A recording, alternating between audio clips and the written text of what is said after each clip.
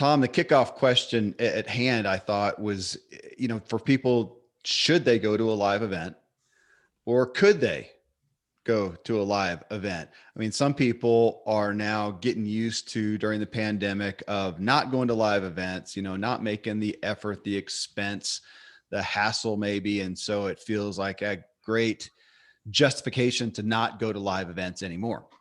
And there's other people that are probably looking for a reason to say, hey, I got to go to a live event. They're ready to get out of Dodge and want to go. So we'll talk through that, obviously. But the question I had for you is, do you think, so post-pandemic, are we going to see a resurgence of live events?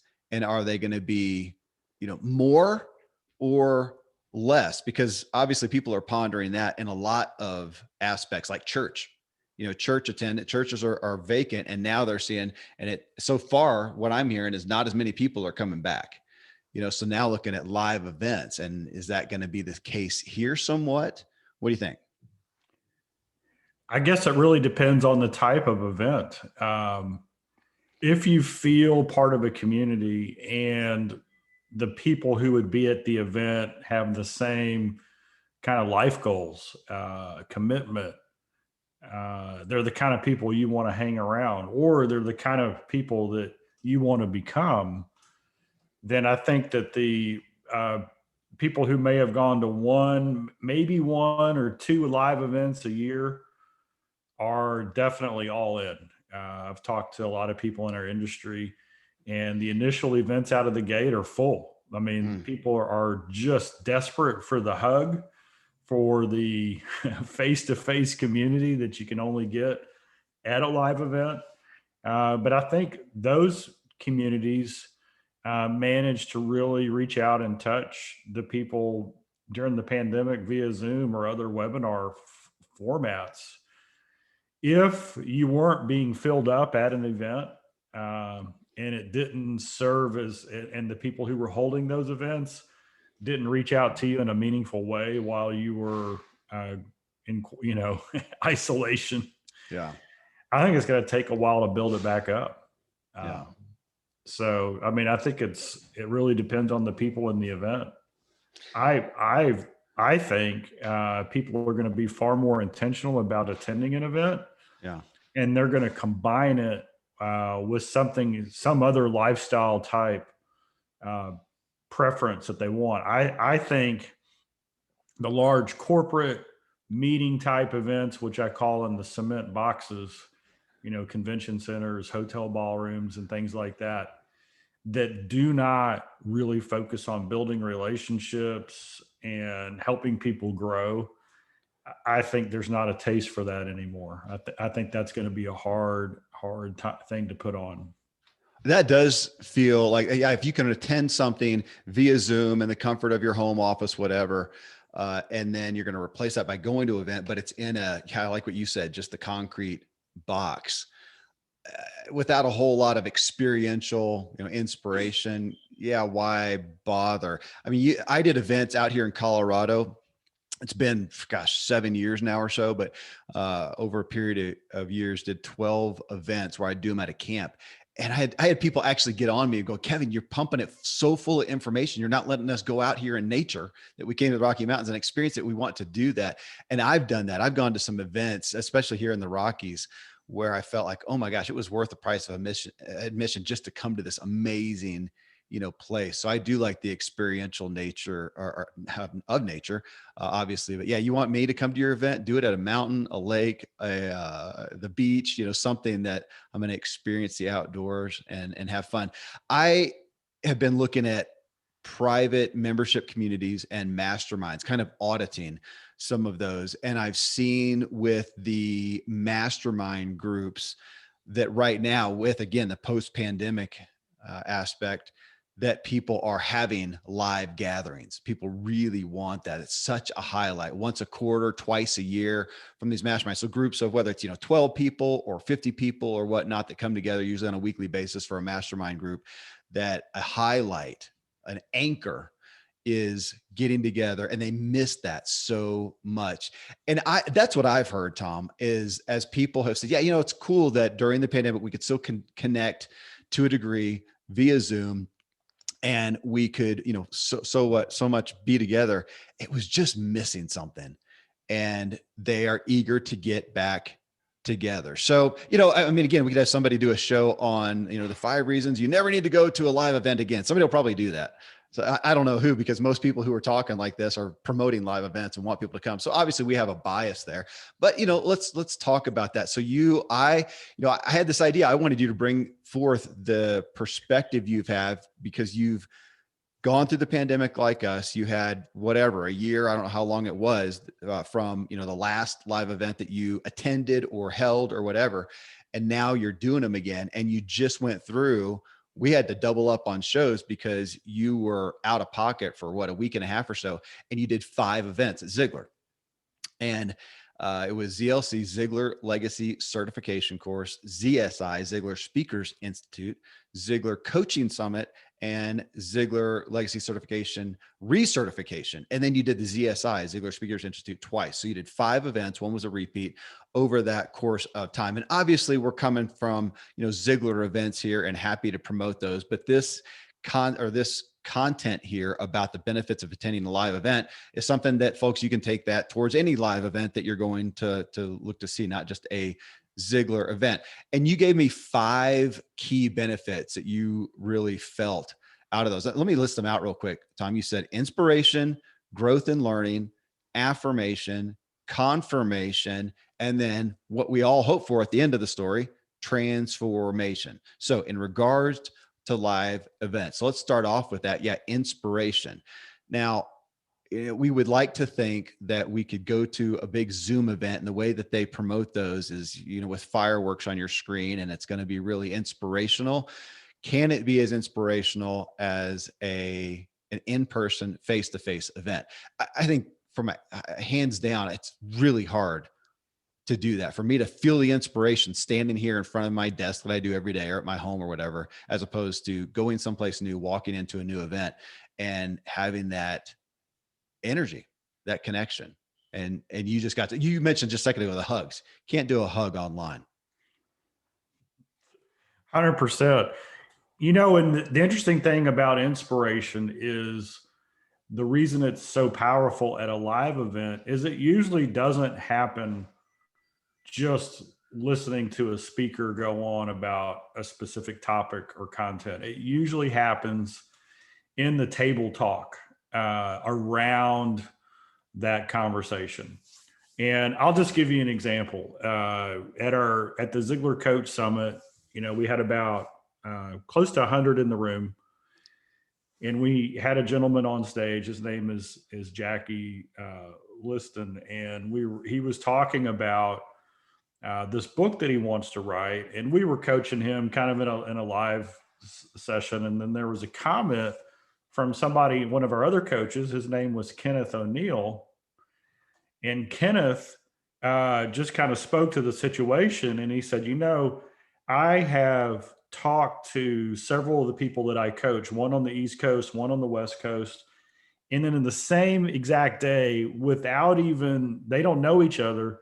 He said they both used the word dryness or dry. They said, it just feels like I've come out of a desert, like I'm parched, like I'm just used up, looking for that, the quench, right? That thing that's going to satisfy. Well, that very morning, I had gotten a text from another one of our Ziglar speakers. His name is Melvin Pillay. And Melvin's kind of tagline is "Born to Pray." And this guy prays like 3 hours a day. And he said, "Hey, I got up this morning. God put this on my heart." And he shared it, and then he gave me a verse, and the verse was Psalms 1:3, and it's about putting your roots in the streams of water. It's a powerful verse, tapping into the life-giving water. And so that text was sent to me that morning, and then Kenneth says dryness And then I say, you gotta hear this text I got from somebody who's praying. And that verse comes up, and it's like the whole room just changed in the atmosphere of the room, because that is the situation that we're going for. And so when I talk about inspiration, it's the conversations that happen. That one just happened to Yeah. happen between the stage and the audience and everything else. But that became kind of a theme. And that's really what the world's going through right now, is this 90%. We had Dr. Leaf, Carolyn Leaf, also at the conference. Yeah. And she said that 90%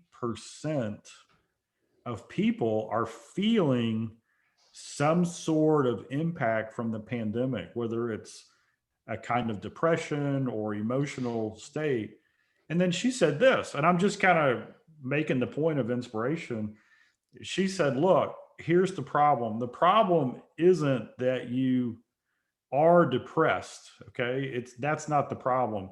She said depression and a lot of those emotions are simply a feeling that's coming out of a symptom, that's coming out of a trauma. The trauma is we were isolated, we were cut off, we didn't know what's going to happen next. We've been worried about our family. A lot of us have lost loved ones.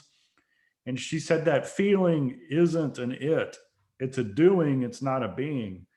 And her big point was, you're not depressed. You have a feeling of depression, true, but there is something underneath it that's causing that.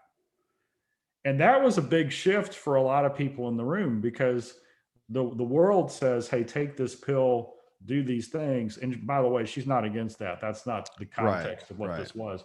She was just saying, look, until you address the root cause, then you're going to struggle. And because all those feelings are just a symptom of that.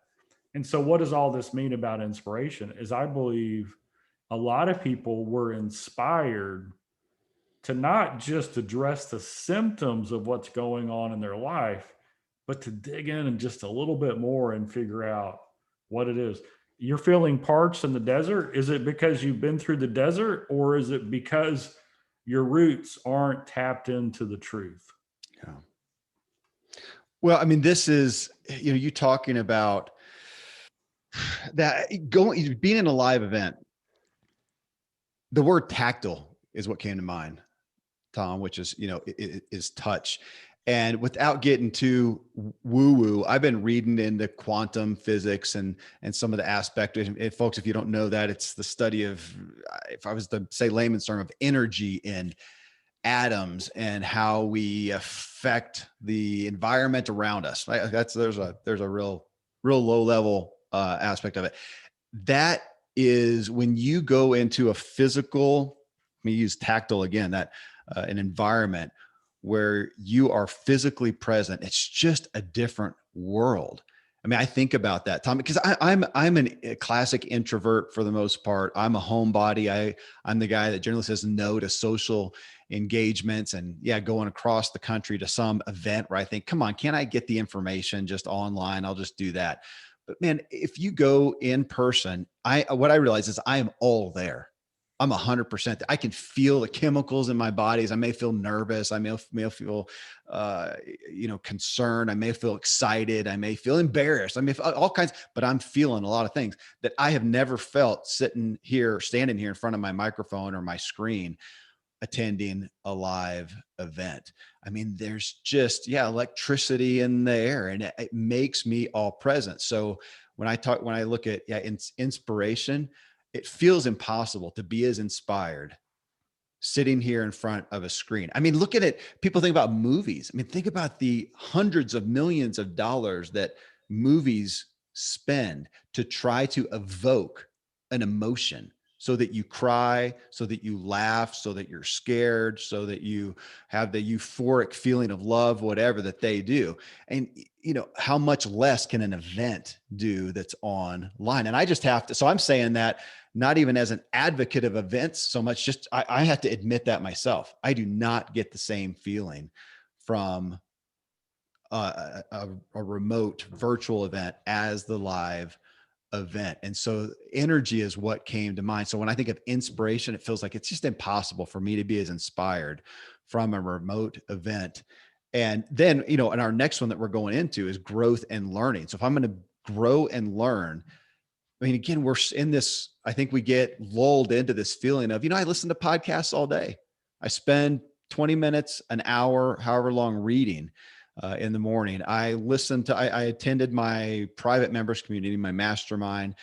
And if we look at the emotional aspect of growth and learning and really hooking new ideas, new grooves into our mind, I mean, without inspiration, it's hard to do that as much. So if we have inspiration, we pack it full of energy right there and then go into growth and learning. It's just hard to, and again, I say that, Tom, as somebody who I'd rather that wasn't the case. I'd rather that I get all the feels right here in my office up here in my little mountain town, and I don't have to leave, because I'm not one who's looking forward necessarily to going. Now, once I do go, I'm always glad that I did. I'm always going, gosh, why didn't I do this? This is so stinking amazing.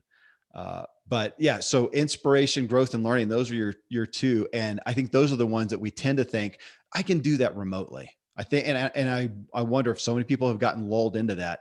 And I do want to put out there, I don't personally have faith that you can have the growth and learning cut from the foundational aspect of inspiration, that you can do it online like you can face to face.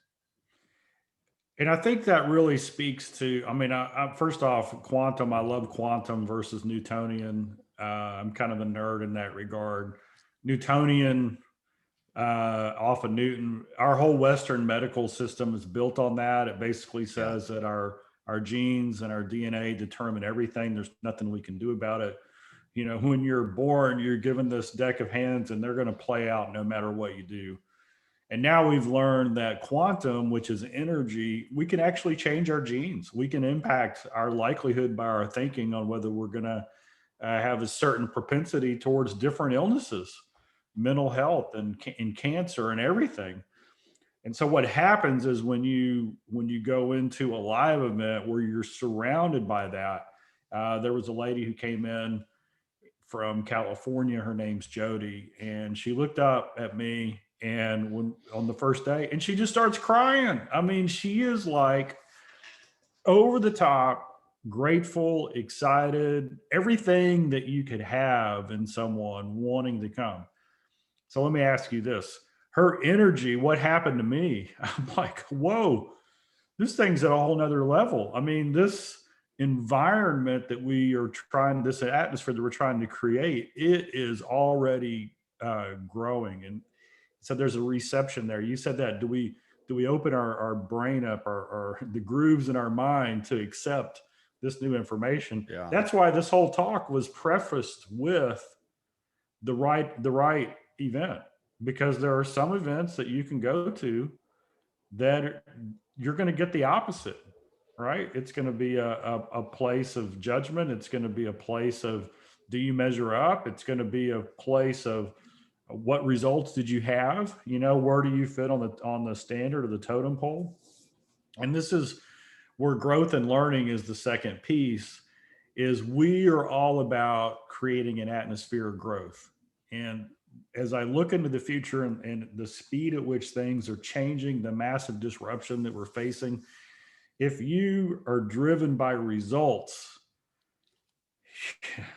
man, I feel sorry for you, because your self-image, your self-worth, your satisfaction at the end of the day is going to be in constant turmoil, because it's for a lot of time coming in the future. It's not going to be about the results that we got today. It's going to be about how much we learned and how much we grew over the day, the week, the month. That's going to allow us to embrace everything that's going on. So we had I'll give you a growth and learning example from the event. I got this text yesterday. I got this from Chris Patterson. He said, "Hey, I closed a very nice deal yesterday talking about the hound dog." and, Okay. and so everybody's leaning in listening. What's the hound dog? Well, I told this story at the event, and I said, there was this farmer and he was sitting out on his porch, Hmm. and a visiting farmer came, and they're both rocking the chairs, and the farmer who lived there, he had this old hound dog, and she was laying on the side on some boards, and about every on the porch, and about every just on the front porch, there's a wooden front porch, slats and all that. About every 5 minutes, the hound dog would whimper, woo, woo, woo, like that. And after the third time, the visiting farmer said, "What's up with your dog? How come she whimpers like that?" And the farmer that lived there said, "Well, here's the thing. That's her favorite place on the porch, but there's a nail that sticks out just a little bit. And every now and then it gets her and she whimpers." And then he said, "I guess when the pain gets bad enough, she'll move." Hmm. It's one of my favorite analogies ever. And so I don't know where I heard that story, but it's a great story. And what an analogy, because Yeah. that's the way people are, is they get really comfortable being in a little bit of pain. But what they don't realize is that if you keep sitting on the nail, eventually it's going to break the skin, it's going to get infected, it's going to cause a real problem. And so Chris said he told that story to someone who was stuck. And at the end of it, they literally said, "Well, Chris, I don't want to be the hound dog. Let's get started." Yeah. So that's an example of learning something new. And it doesn't seem like much, but I know what Chris does. I know how he impacts people. That one little nugget of learning is going to change somebody's life. Yeah. Right? It's going to change somebody's life. And so not only is learning and growing the reason that you want to go, but it's also kind of a mindset of, hey, I'm not going to this event to get X result. I'm going to this event to grow so that I'm better able to serve those in whatever direction I'm going, whatever my career is, whatever my family is. So as I grow, I'm better able to serve. Don Hobbs was there, and he said, if you have a pipe, and let's say the pipe is 3 inches diameter, and you put too much water in it, too much oil, whatever it is the pipe's flowing with, it'll burst. You're right, you can't handle it. And he said, so your choice is you turn down the flow or you build a bigger pipe. And he said, think about it. A pipe that's 12 inches or 24 inches or 48 inches in diameter, how much can you put through it? It's hundreds of times more flow than what the small pipe had, but yet it never puts pressure on the big pipe because it's got more capacity. So that's what growing is about. So that was just a learning takeaway from Don Hobbs, who spoke at the event. And so what Chris did is he expanded his pipe. He learned something new. He grew, and then he just shared that. And then the natural outflow of that is he's got a new client. Well, I want to hit on something you said. If you go to something like this to get X result, that became really acute to me years back regarding anything personal development wise, where I would hear or read reviews, whatever, and people embarking on something saying, will this work? I wonder if this will work for me. They've tried this, they tried that. Will this work for me? And I came to realize that that's a death knell right there. If that perspective, if that's the perspective, if that's the thought, will this work for me? The answer is no. That was my experiential takeaway from that perspective, that if you're going into something just with, hands out, will this work for me? Maybe it will. No, no, it won't. It's only when the perspective changes to, I'm going to go here and make this thing work. Kind of back to quantum. You talked about that, Tom, that, yeah, as opposed to Newtonian, that as opposed to cause and effect, it's affecting a cause is a big differentiating line there. So instead of going to this thing, I wonder if this cause will affect me. Say, no, I'm going to go there and use it, however it pans out to affect a cause. And you also, you're talking like your reference point right now. You just came from these 5 events, the Ziglar events. You said there's 100 people at the coaching one. I've been to events at Ziglar where there's been, I don't know, 25 people or whatever. Those are the type that I go to personally. So this is not a right or wrong, but for folks, as you're vetting live events, to look at, like, because you said, Tom, not all events are going to be for you. You got to find the one that works. I'm going to go to a smaller event. It's no different than music, live concerts. I go to small venues. I don't go to the big, rock star, however many people are at those things, 50,000 people or whatever they are. I don't do that where you're sitting behind here and you end up watching a screen because there's just little ants up on there. I don't like that as much, but I know people who love those. They are affected positively by those. But I'm going to go to the one where it's smaller, I'm up closer, it's more interactive. The artist is probably going to talk with you. Same thing with events. I'm going to go, like you said, where in the speaker's talking and there's a chance to interact, to raise a hand and say, yeah, I question that, or offer an insight into that, or share your own experience. And I do want that. So again, yeah, looking at the events as you're vetting these, because events are going to be popping up like mad from Ziglar and a lot of other people. Do you want a smaller, more intimate, more engaged event? Do you want the rock star event? And I'm not saying that I haven't gotten value from those. I've been to those where there's thousands of people and it is a lot of fun. I've been to one literally with pyrotechnics, as you probably have, Tom. And, it can be fun and there can be inspiration there. And of course, I'm looking forward to the in-between sessions. And I'm usually planning meetings with people so I can have that engagement. So you can have both of those. And, if you go to a smaller one, you're probably not going to get pyrotechnics, but we could do that at a Ziglar event, Tom. We could bring some sparklers or a couple fireworks or something like that. But yeah, again, vetting those. But so you're talking, your first 2 points were inspiration and growth and learning. Now, your next ones, talking about really on this topic of the type of event: affirmation, confirmation, transformation. Those are pieces that I feel like stand out, that are really difficult to get outside of, really rare, I should say, outside of a live event. Affirmation. How it is, I don't know how to get that. I don't know, really talking about the live events, going to the big rock concert where there's thousands of people, unless you have a small breakout session, unless you're meeting someone outside of that, that's not a place where you are going to engage and interact. And there's going to be quid pro quo and you're going to get personal affirmation, as opposed to a smaller event. And I will pick on Ziglar because I've, been to Ziglar smaller events. That those are ones where I get to engage. So here's the speaker, here's the topic, here's the exercise that we're doing. And then there is the chance to literally talk and get affirmation, guidance, even correction, not in a bad way, but I remember going to my first ZLC, Ziglar Legacy certification, and they did the session on speaking. They gave you a topic. I think mine was Frisbees, Tom. You go around, pick the hat.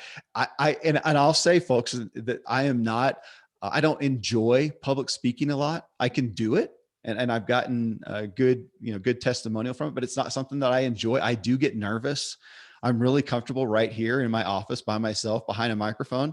I can be really confident here, but standing out in front of people, I don't do it a ton and I get nervous. And so here I am talking about Frisbees and I did it and I got correction and it was great. I said, hey, it was great, Kevin. It was funny and made people laugh and stuff. That was good. That was good. Here are some things you could do better. I mean, that was excellent. I've not gotten that in front of a Zoom call. So the same thing with affirmation, to actually share some things and get affirmation. One of the ones I got at the Ziglar event was what are the little cards, Tom? Yeah, The cards. self-talk cards. No, the ones that you give to somebody, like I like you because, or I Oh appreciate yeah, you. the I like because cards. I like because that became a thing. You come back to your desk after lunch or something, somebody's left I like this, and they give you some testimonial to you. And also then just the group affirmation of just discussing a topic together. And that one was one that when I saw you listed that, I thought, man, that feels very, I'll say it's not impossible, but very rare from a remote virtual event as opposed to face where you're able to interact. Do you get affirmation?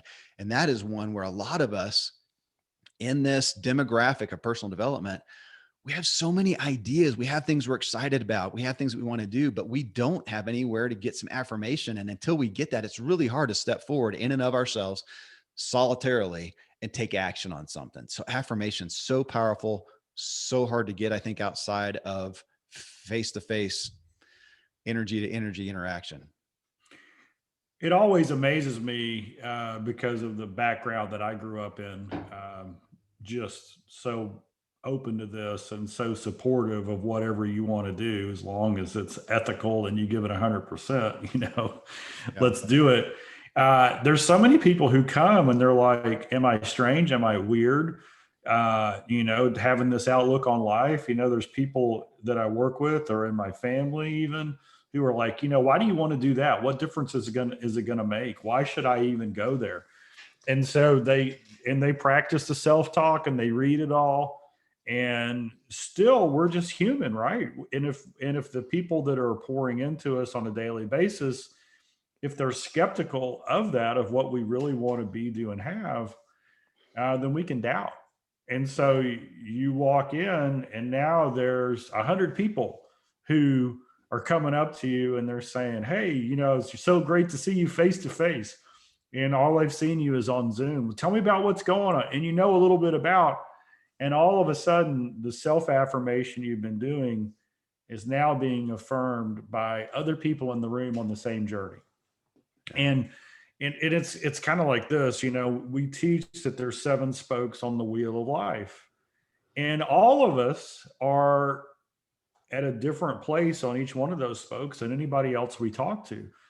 Some people we talk to, man, they got the fitness spoke nailed. I mean, they eat pure and clean, and they're exercising every day, and they meditate, and they lower their stress, and they get plenty of sleep. When you talk to somebody like that, and they see you where you are, but they also see where you've been and where you're going, they're going to affirm you. Hey, man, you're on the right track. And they start talking. And then the person who's physically fit, they might be like, I'm really struggling with work-life balance. Mm-hmm. But the person they're talking to, and so now you've got 2 people who genuinely care about each other, affirming the journey that they're on, that there is more, that there is possibility, there is potential that they can step into. And so that affirms and gives confidence. One of the stories I love to tell is when I was running a Ragnar out in Key West, Jose Garcia Ponte, command sergeant major, retired.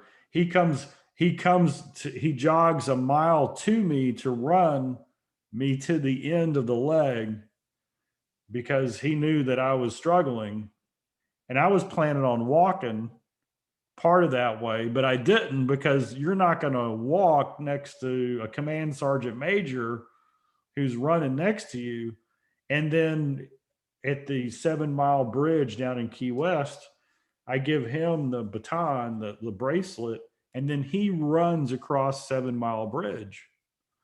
And so what happened was I ran further than I thought I could because of him.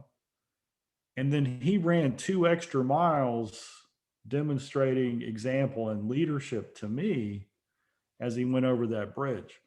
That is an incredible life lesson. Those are the things that happen when you do events with people. So that event that I went to, it was a 200-mile race with a team of people. And even though there wasn't like official teaching and training from the front of the room, there were life lessons every step, literally every step of the way. And I've got dozens of them just from that one event. And so that affirms us that we can be more than what we were. Yeah. And when we combine that with inspiration, which gives us the fuel, right, to do more, to try something new, and then the growth and learning, which is kind of the how-to, something new that I can put in, and then the affirmation, hey, you're on the right path, what you've been thinking and doing, what you're stretching towards, that's the way you need to go. Well, yeah, affirmation, what you just talked about too, affirmation. The next one then is confirmation. And I like that you showcased, because I was going to talk about that. You showcased an event that you did Ragnar. What's that stand for? I don't know what Ragnar stands for. I have no idea. I remember, but it's an event, and you guys obviously were running. I'm such a huge fan of that, confirmation. So we have so many of us, I'll just say all of us, who can end up being isolated. We know we are more than ever, and especially during the pandemic, but even just in general. And if you're looking to do something different, be healthy and well in America, to be wealthy, to lose weight, so many different things, to start a business, to have a side gig. I mean, those are all things that are outside of the norm. And most people doing that, I really believe that most people end up being isolated. It's not the same things that their friends, family, coworkers are doing. And that's a hard place to be. So when you go to an event like you did with this, then you're with other people and you realize, oh my goodness, I'm not alone. There are other people like me. I'm not weird. This is normal. Talk about one of the biggest confidence boosters and faith boosters is to do that. I just spent 4 days gallivanting around Colorado to different mountain bike trails, and I camped. I did kind of a solitary time for Father's Day, which I love. I mean, I did reading and writing and had good food and peace and quiet. But I also got out on these epic mountain bike trails, and it was just so cool to see other people out there. And I especially saw guys. Maybe it's because it was Father's Day weekend. I saw other guys out there, and a lot of them by themselves. And these are guys who are like me, man, and they get something from being out here in the mountains by themselves, testing themselves, just reveling in their own health and wellness and the beauty out here. And it made it so much greater than if I had been by myself. And we see that so often. I mean, we talk about health and wellness. This is one of the reasons that Weight Watchers has been one of the longest standing, weight loss entities ever, because people come together. It's why AA, Alcoholics Anonymous, has been so powerful, because you come together and it makes you realize you're not so weird. Your problem isn't the biggest problem, or your desire isn't the weirdest desire. And coming together is incredibly, incredibly powerful for confirmation. I see that, Tom. I see myself, that's one that I do reach out for sometimes. I mean, I'm grateful that I get to be with you every week and we sit here talking about the books that we're writing or the events that we're doing or the personal growth that we're pursuing and even the challenges. And I get to do that with my buddy, Randy James, almost daily sometimes. Oh my goodness, that is so strong. Otherwise, I can be over here. And even though I am generally a pretty confident person, I definitely get sometimes to go, man, am I just out there? Am I off the reservation at this point? And I'll look for that affirmation. And then ultimately I'm looking for confirmation. That's got to be one of the most powerful things, even just to walk into a room at the event and realize, oh my gosh, these people came here. They're interested in the same things that I am, similar things. They made the investment in this. That's that important to them. That confirmation alone. I wonder sometimes, Tom, if that right there is, as they say, worth the price of admission for a lot of people, just to go in and realize, oh, okay, here's people, birds of a feather flock together, kindred spirits, all that kind of stuff. We love that. It means so much to our back to, quantum, to our own atoms, our cellular makeup is that confirmation. That's one that's a standout for me, Tom. Yeah. I look at confirmation on several different levels. Going back to your bike ride and to the Ragnar that I was in, when you're a beginner, right? When you're brand new, when you're not very good at it, when you look at how much growth you need to have before you feel like you even belong in the same place, you tend to go into those places very self-centered. It's, you're looking at me, you don't want to stick out. You're choosing where you sit based on, am I going to cause waves? Are people going to notice that I'm faking it? Blah, blah, blah. And when I ran the Ragnar and I'm not a runner. And so there were parts of the race where my pace was pretty slow, and all these like high caliber athletes, in my view, right? I mean, they were fit, they had a great pace. They would slow down next to me and they're like, "You okay? You got this? You got this. Come on, you got this." And then they would, can I do something for you? And then they would take off. I mean, I guess I was looking pretty, pretty bedraggled. Yeah. And I know like the same thing happens. I've done backpacking in the past, and I'm sure the same thing happens with biking. The veterans who are out there for the joy of it, whenever they see somebody broken down or looking kind of bewildered or whatever, they stop. They are the first ones to interrupt their journey to help someone else along the way, right? I mean, it's just the way it is. And so when you come to an event, confirmation, I kind of learned this recently from Dennis Waitley, and I'm gonna play this off of Dad's quote. So Dad said this: every single one of us has every quality of success we need inside of us already, but we have to recognize it, claim it, develop it, and use it, right? Recognize, oh, I've got that. Claim it. I'm going to do something with it. Develop it and then use it. And so, what does that mean about confirmation? Instead of saying, someday I will be whatever that attribute is, you claim it. I already am, and I'm growing. I already am, and I'm growing. And so, the confirmation in an event is you look around and you hear these people say, oh, man, I was so good to see you. I'm just so grateful to be here. You're not going to believe how much my life has changed in the last few years. And then they tell you their story and they're like, whoa, I thought I had challenges. Right. And so that confirms two things. Number one, it's okay if you don't feel very confident and don't understand what to do next. Everybody in that room had that same feeling. And two, it confirms that you're on the right journey because you can do the same things they've done. You can stretch, right? Yeah. You can get into growth mode. You can try something new. You can say, well, yeah, that happened to me.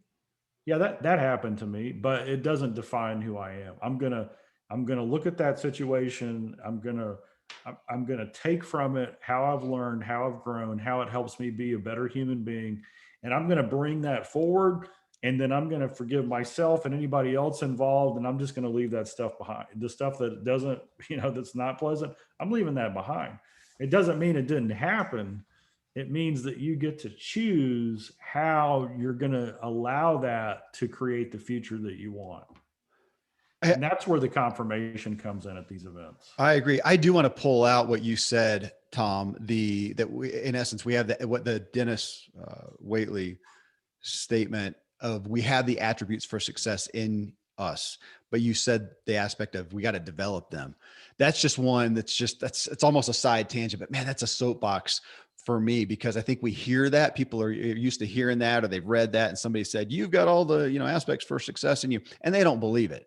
And I think, well, they shouldn't too. You got those in you, but yeah, you haven't developed it. It made me think of the consummate superhero stories that we watch that we're enamored with. And somebody, their superhero, they fell in a vat of chemicals or whatever, or they became a certain age or however they manifest these things in whatever movie you're watching.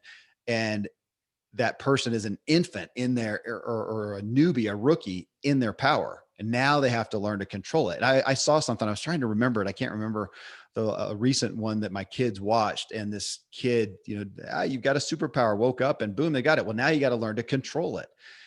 That's so paramount that just saying that you have the attributes for success in you is primary for your belief, your faith in yourself. But yeah, you can't do squat with it right now until you develop it. I think that's one that sometimes people miss that. Yeah, you've got it in there, but it's not helping you any, not today, not until you believe it and then start developing it. That's just a personal development 101 that I think we miss, quite a bit. Uh, Tom, I mean, you ultimately then your last one is transformation. And that is the point. That's the point that we spend the money, we go to the event, even to show up for an online event. That's why we do it, other than unless we're just trying to, pass the time or have positive entertainment. Generally, well, and to that degree, I do, and we've talked about this before, I do appreciate the investment of a live event because when I spend the money, hassle for me with the travel plans, I'm not a huge fan of the actual travel part, to get on the plane and get on a bus and the Uber. That's not my personal favorite part, but to hassle with that and then go and spend the time 2 days away from my work and family, 5 days away, whatever it's going to be. That investment helps me, I realize, be fully present because I'm feeling like I have got to get something out of this. I personally feel usually beholden to my family for being gone for the time, more so than the money for myself. But whatever it is, realizing that that's part of the benefit that we get is making the investment, we're better off usually making the bigger investment because we are more present and we will take action more, we'll be open more to the process. So when it comes to transformation, that's what it is at the end of the day. And I do feel like I've heard testimony from a good number of people that over the past year and the pandemic and trying to interact remotely, that they have not experienced the transformations that they have in the past when they were face to face with people. And I'll say that whether that's live events or that's even a coach, consultant, or counselor. I talked with a counselor the other day and he says, no, I do not do Zoom events.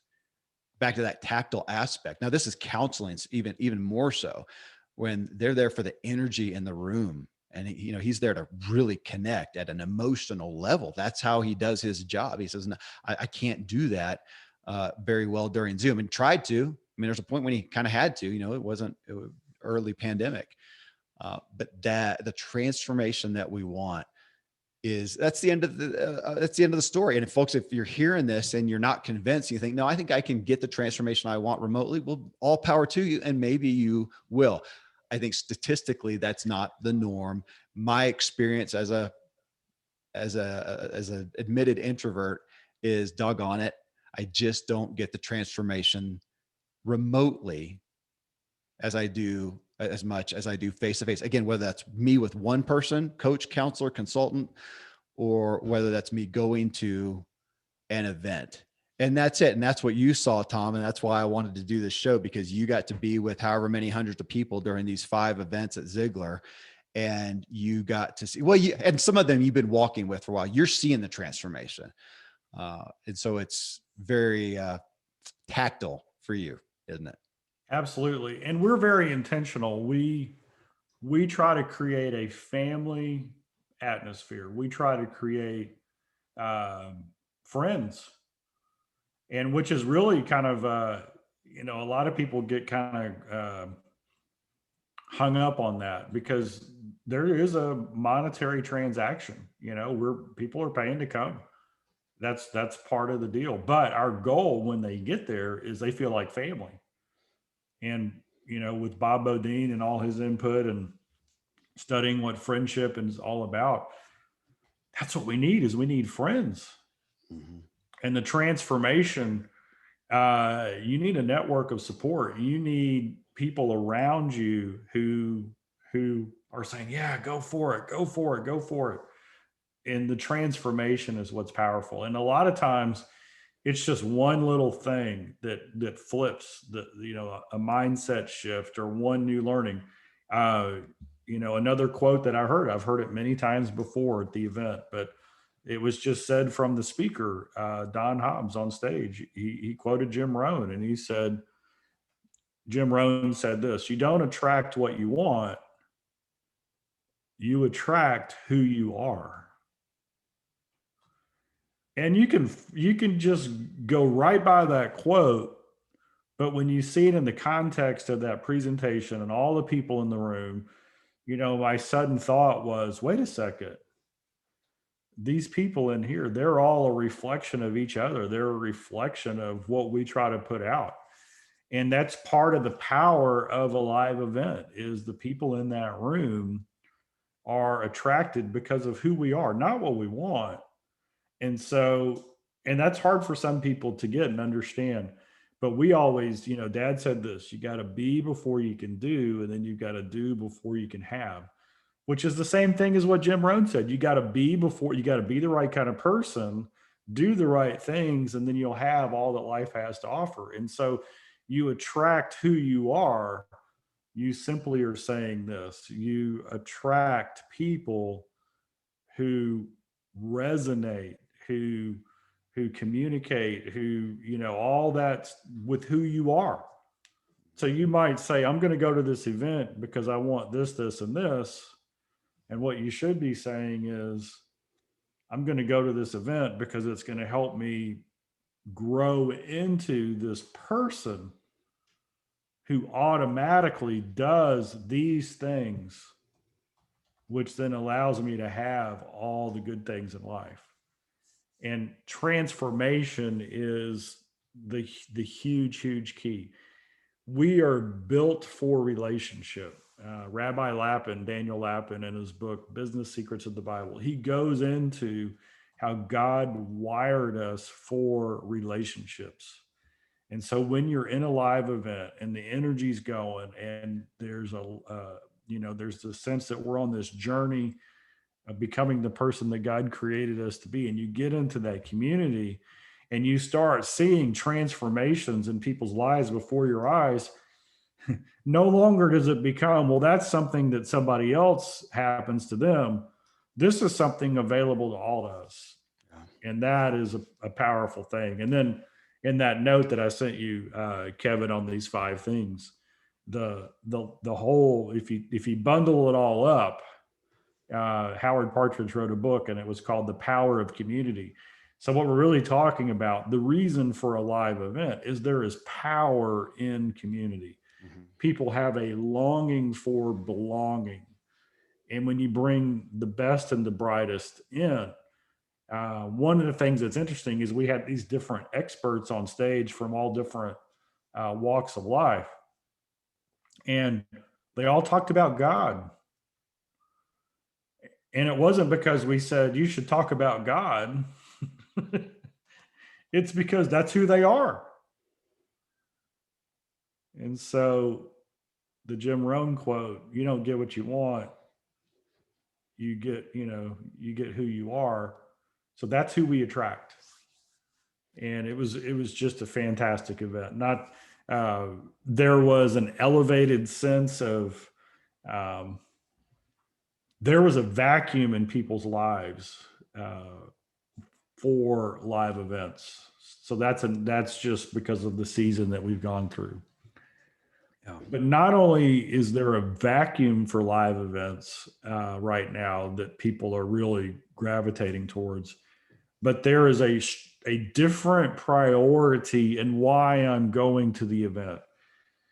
The primary driver from marketing, if you just are, if you're just an AI, an artificial intelligence software program asking the question, what does marketing look like for a live event? The overwhelming majority is come, learn, make more money.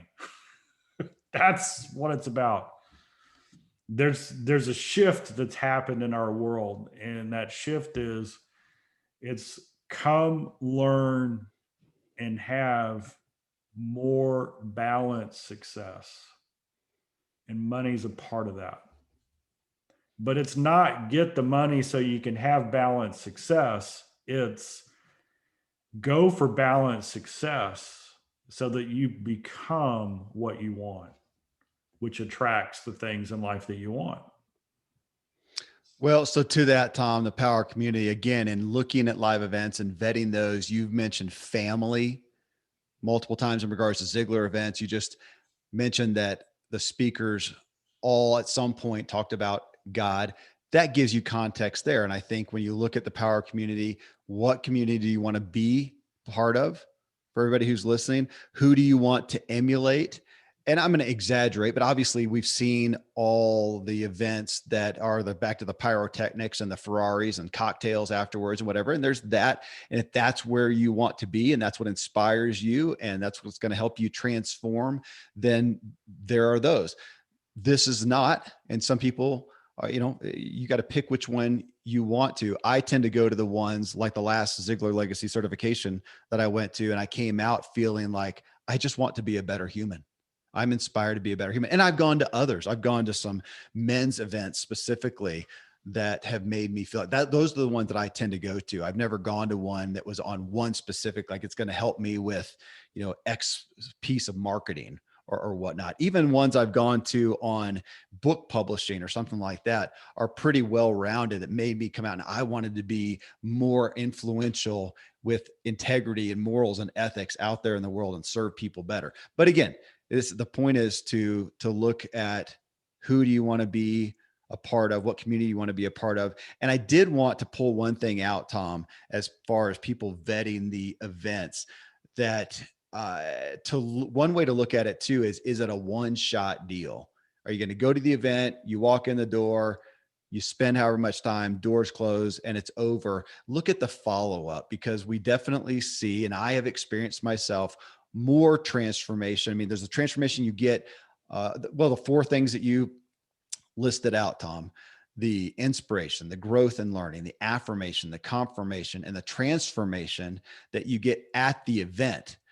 But so often we hear testimonial about what happened after the event, in the days following, the weeks following, the months following.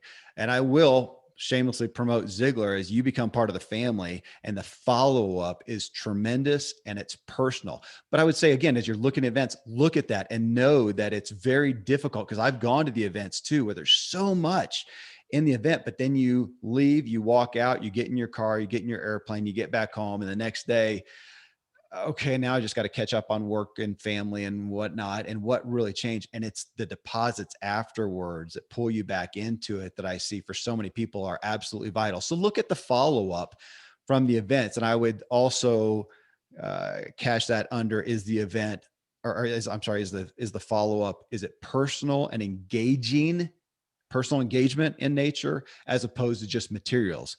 Because being thrown, I've seen that a lot too, where it's kind of the thump factor. If you're going to get, the audios, and you're going to get this book, and you're going to get all these things that I don't end up engaging with. It's the personal. It's somebody emailing me afterwards and going, okay, at the event, you said you wanted to do X. How's that going?